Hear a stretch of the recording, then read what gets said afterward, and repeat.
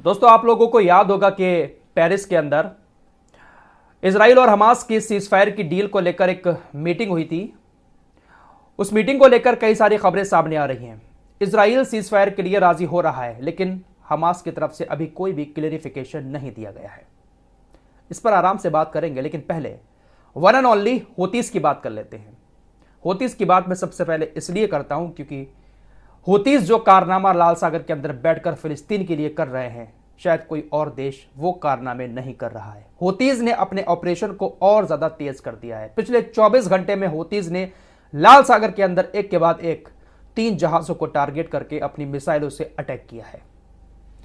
Last जहाज जो था वो ब्रिटिश का एक वाणिज्य जहाज था। इससे पहले अमेरिका का एक व्यापारिक जहाज और उससे पहले अमेरिका का एक युद्धपोत। 24 घंटे में 3 जहाजों को निशाना बनाया गया। यह जानकारी खुद अमेरिकी सैंडकॉम की तरफ से दी गई कि आज का दिन बहुत ज्यादा बिजी था। लाल सागर में बहुत सारी मिसाइलों का सामना करना पड़ा है, उनको इंटरसेप्ट करना पड़ा है।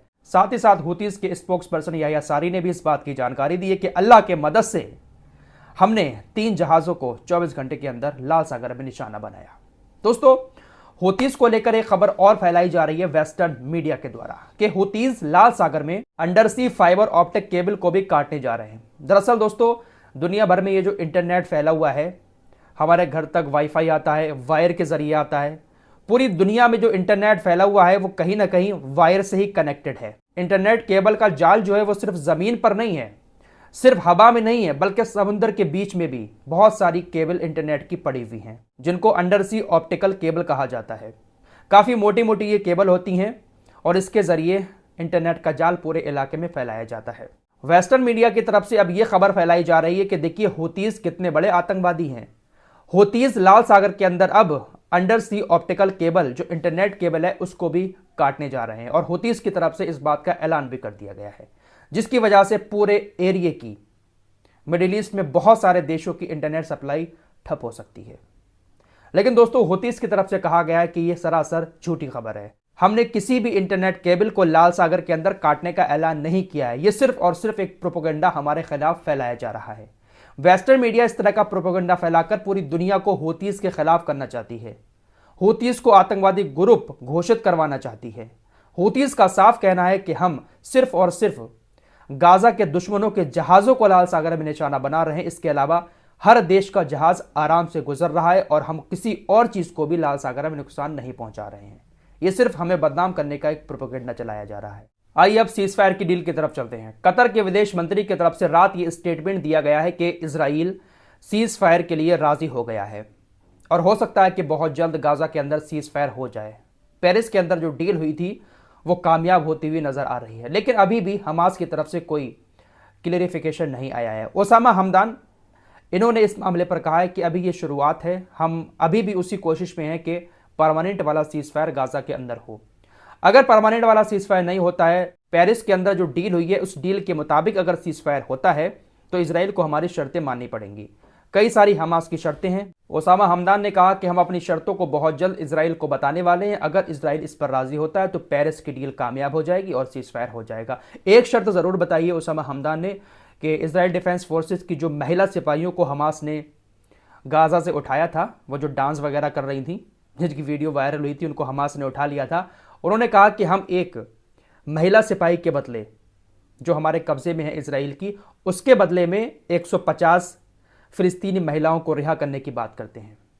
इजराइल ने फिलिस्तीन की जिन महिलाओं को अपनी जेल में बंद कर रखा है, एक महिला सिपाही के बदले में 150 महिलाओं को इजराइल को छोड़ना पड़ेगा। और भी बहुत सारी शर्तें रखी गई हैं। फिलहाल कतर के विदेश मंत्री का कहना है कि इजराइल राजी हो रहा है और युद्ध विराम जल्द हो सकता है। देखते हैं कि भाई क्या रहता है। दोस्तों, इजराइल इस वक्त जिस तरह की हरकत कर रहा है ना, वाकई में इंसानियत को शर्मसार करने वाली ये हरकतें हैं।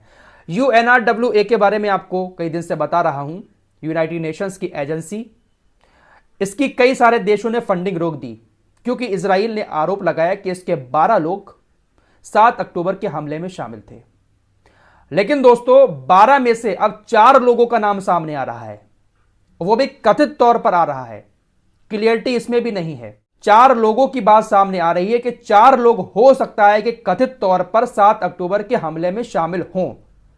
इजराइल 12 लोगों की बात कर रहा था, लेकिन इसराइल के इस दावे पर अमेरिका सहित तमाम बड़े बड़े यूरोपीय देशों ने यूएनआरडब्ल्यूए की फंडिंग रोक दी। बेल्जियम एक ऐसा देश था जिसने इसराइल का कहना नहीं माना, इसराइल की बात पर भरोसा नहीं किया और इसने यूएनआरडब्ल्यूए की फंडिंग को नहीं रोका।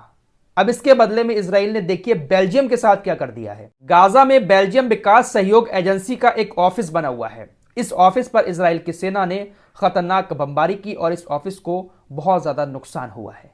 बेल्जियम ने अपनी फंडिंग नहीं रोकी, जिसके बदले में इसराइल की सेना ने बेल्जियम के ऑफिस को जो गाजा के अंदर बना हुआ है उस पर बमबारी कर दी। जिस वक्त इजरायली सेना ने गाजा के अंदर बेल्जियम एजेंसी के इस ऑफिस पर बमबारी की, उस वक्त बेल्जियम के बहुत सारे लोग इस ऑफिस में मौजूद थे। आइए अब अमेरिका और ईरान की भी बात कर लेते हैं। अमेरिका और ईरान के बीच क्या कुछ चल रहा है वो सारी चीजें आप लोगों को अच्छे से मालूम है। दोस्तों, कल रात जो बाइडेन ने ऑफिशियली इस बात का अनाउंसमेंट कर दिया है कि हम हमले करेंगे। जॉर्डन के अंदर हमारे ऊपर जो हमला हुआ जिसमें हमारे 3 सैनिकों की मौत हो गई, उसका बदला लेने का हम ऐलान करते हैं। अमेरिका की तरफ से यह ऐलान किया गया, जिसके बाद ईरान की सेना हाई अलर्ट पर आ गई है। अमेरिका ने यह नहीं कहा कि हम ईरान के ऊपर हमले करेंगे, अमेरिका ने यह कहा है कि ईरान समर्थित जितने भी समूह इराक और सीरिया के अंदर हैं हम उन पर हमले करेंगे। जिसके बाद इराक और सीरिया के अंदर भी जो ईरानी सेना है वो अलर्ट पर आ गई है। कताइब हिजबुल्लाह जो इराक के अंदर एक्टिव रहता है, ईरानी समर्थित ये ग्रुप है, इसने अपने आप को इराक से वापस ले लिया है। कताइब हिजबुल्लाह ने कहा कि देखिए हम अब किसी भी हमले में शामिल नहीं होंगे, हम अमेरिका के ऊपर किसी भी तरह का कोई हमला नहीं करेंगे क्योंकि इसमें ईरान की इज्जत का सवाल है। ईरान के ऊपर बात आ रही है कि ईरान समर्थित ग्रुप जो है वो अमेरिका के ऊपर हमले कर रहे हैं, इसलिए हम ईरान की इज्जत की खातिर अपने आप को वापस लेते हैं और अब हम इराक और सीरिया के अंदर अमेरिका के अड्डों पर हमले नहीं करेंगे। दोस्तों, बड़ी खबर आ रही है कि ईरान 4 न्यूक्लियर पावर प्लांट बना रहा है, परमाणु पावर प्लांट, और इसकी जो टोटल कैपेसिटी होगी वो 5000 मेगावाट्स की होगी। इस खबर ने दुनिया को हैरान कर दिया है और ईरान की ताकत एक बार फिर से दुनिया के सामने आ चुकी है। 4 न्यूक्लियर पावर प्लांट एक साथ बनाना ये बहुत बड़ी बात है। इससे ईरान की ताकत का अंदाजा दुनिया लगा रही है कि ईरान के पास परमाणु ताकत बहुत ज्यादा बढ़ने वाली है। आइए चलते चलते आपको अपने देश की मीडिया का भी हाल दिखा देना चाहता हूं। नव भारत टाइम्स क्या लिखता है कि इजराइल की मदद को आगे आया भारत, भेज रहा 10,000 लोगों की फौज, नेतन्याहू को कब मिलेगी राहत। और जो फोटो लगाया है उसमें इजराइल का प्रधानमंत्री हमारे देश के प्रधानमंत्री का हाथ ऐसे पकड़े हुए खड़ा है और लिखा है कि भाई इजराइल का उतारने को तैयार भारत। वाह वाह वाह, 10,000 लोगों की फौज नेतन्याहू के लिए भारत भेज रहा है। वाह वाह वाह, क्या बात है अपने देश की मीडिया की। दरअसल हमारे देश के जो मजदूर जाने का प्लान कर रहे हैं ना इजराइल, उनकी बात कर रहा है ये अखबार। तो इस तरह की चीजें दिखाकर हमारे देश के लोगों को बेवकूफ बनाया जाता है। फिलहाल इस रिपोर्ट में इतना ही, मिलते हैं कुछ और नई खबरों के साथ, तब तक के लिए अल्लाह हाफिज।